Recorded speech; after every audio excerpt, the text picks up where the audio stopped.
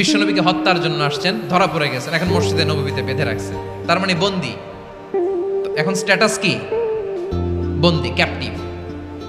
তো বিশ্বনবী সাল্লাল্লাহু আলাইহি ওয়াসাল্লাম সাহাবাদেরকে বললেন, তার খোঁজ খবর নিও, সুমামা ইবনে উসালের খোঁজ খবর নিও।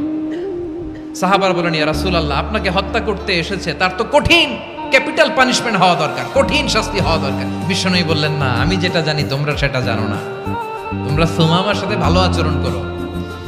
বিশ্বনবী সুমামার কাছে গেলেন। প্রথম দিন যে তিনি কালেমার দাওয়াত দিলেন, ঈমানের দাওয়াত দিলেন, ইসলামের দাওয়াত দিলেন, রিসালাতের দাওয়াত দিলেন, আখিরাতের দাওয়াত দিলেন।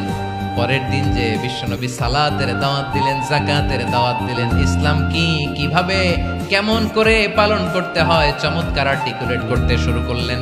তন্ময় হয়ে সুমামা ইবনে উসাল রাদিয়াল্লাহু তাআলা আনহু বিশ্বনবীর কথাগুলো শুনতে আরম্ভ করলো। একদিন নয়, 2 দিন নয়, টানা 3 দিন বিশ্বনবী সুমামার কাছে ইসলামকে প্রেজেন্ট করেছেন, উপস্থাপন করেছেন। আওয়াজ করে বলেন, কয় দিন? 3 দিন। 3 দিন মসজিদে নববীতে বাধা। আর সাহাবীদেরকে বললেন, তার খোঁজ খবর নিও, তোমরা যে রুটি বানাও এর মধ্যে সবচেয়ে ভালো আটার রুটিটা তারে দিও, সবচেয়ে রিফাইন্ড খেজুর, যেটা পিওর খেজুর, এটা তারে দিও। আর বিশ্বনবী নিজের উট থেকে দুধ দহন করে ওনার বাড়ির এক কর্মচারীকে বলেছেন, দুধ দহন করে সুমামার জন্য নিয়ে যেও।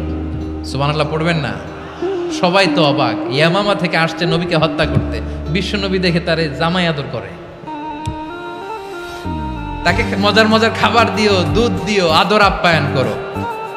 1 দিন নয়, 2 দিন নয়, টানা 3 দিন বিশ্বনবী এভাবে সুমামার কাছে যেয়ে যেয়ে ইসলামকে প্রেজেন্ট করতে আরম্ভ করলেন, ইসলামকে উপস্থাপন করতে শুরু করলেন।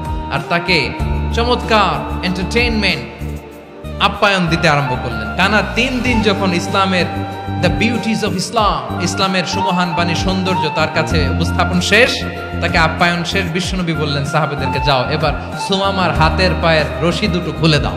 তারা বললেন, ইয়া রাসূলুল্লাহ, কি বলেন আপনি? ও তো হত্যাকারী, সুযোগ পায় নাই, আপনারে মারতে পারে নাই, ছেড়ে দিলে আবার ও আপনার উপর তলোয়ার নিয়ে ঝাঁপিয়ে পড়বে। নবী, এই সিদ্ধান্ত আপনি নিতে যাবেন না। বিশ্বনবী বললেন, যেটা বলেছি সেটা করো, সুমামার রশিগুলো ছেড়ে দাও, সুমামার হাতে পায়ের রশিগুলো যে তোমরা খুলে দাও। সাহাবারা তর্ক জুড়ে দিলেন, লা ইয়া রাসূলুল্লাহ, এমনটা করবেন না, তো ভয়ঙ্কর, ভয়ঙ্কর খুনি, কি জানি কি হয়ে যায়। বিশ্বনবী বললেন, না, তার হাতে পায়ের রশিগুলো খুলে দাও। সাহাবারা বিশ্বনবীর কথা মতো তার হাতে পায়ের রশিগুলো খুলে দিল। সুমামা মুহূর্তের মধ্যে মসজিদে নববী থেকে বের হয়ে ইয়ামামায় ফিরে না যে মসজিদে নববীর পাশে একটা খেজুর বাগান ছিল, সেখানে চলে গেলেন। সেখানে একটা ছোট্ট কুয়া ছিল, কুয়ার পানি দিয়ে তিনি গোসল করলেন। সুবহানাল্লাহ পড়েন। কুয়ার পানি দিয়ে গোসল করে মসজিদে নববীর সামনে এসে বিশ্বনবী এবং সাহাবাদের সামনে দাঁড়িয়ে সাব্বাবা উঁচু করে বললেন, আশহাদু আল্লা ইলাহা ইল্লাল্লাহ ওয়া আশহাদু আন্না মুহাম্মাদান আবদুহু ওয়া রাসূলুহু। আল্লাহু আকবার। আমি সাক্ষ্য দিচ্ছি আল্লাহ ছাড়া কোনো ইলাহ নাই, আর মুহাম্মদ আল্লাহ তাআলার প্রেরিত বান্দা এবং রাসূল। প্রিয় ভাইয়েরা, ইহসান দিয়ে যা জয় করা যায়, কঠোরতা দিয়ে সেটা কঠিনকালেও জয় করা যায় না। আওয়াজ করে বলেন, ঠিক কি না?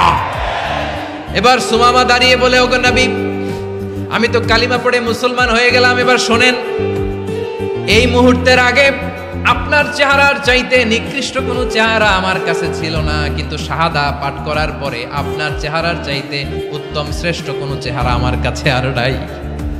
ও নবী, আজকের দিনের আগে ইসলাম ধর্মের চেয়ে নিকৃষ্ট, অপছন্দনীয় কোনো ধর্ম আমার কাছে ছিল না, কিন্তু এই মুহূর্ত থেকে ইসলামের চেয়ে সেরা, শ্রেষ্ঠ, পছন্দনীয় কোনো ধর্ম আমার কাছে নাই। নবী গো, আজকের দিনের আগে মদিনার চাইতে অপছন্দনীয়, নিকৃষ্ট কোনো শহর আমার কাছে ছিল না, কিন্তু এই মুহূর্তের পর থেকে মদিনার চাইতে কোনো শ্রেষ্ঠ শহর আমার জানা নাই। সে ছিল গমের বড় ডিলার, গম বেচতো। কি বেচতো?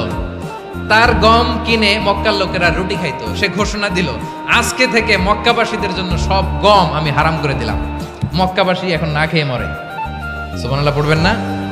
মক্কাবাসী বিশ্বনবীর কাছে আসলেন, এসে বললেন, মুহাম্মদ, আমরা তো তোমার ভাই, তোমার চাচা, তোমার ভাতিজা, তোমার আত্মীয়, তুমি সুমামারে বলো সে যেন আবার গমের সাপ্লাই মক্কার জন্য অনুমতি দিয়ে দেয়। বিশ্বনবীর অনুমতি ক্রমে সুমামা আবার মক্কাতে গম পাঠাতে শুরু করলো। পড়েন সুবহানাল্লাহ।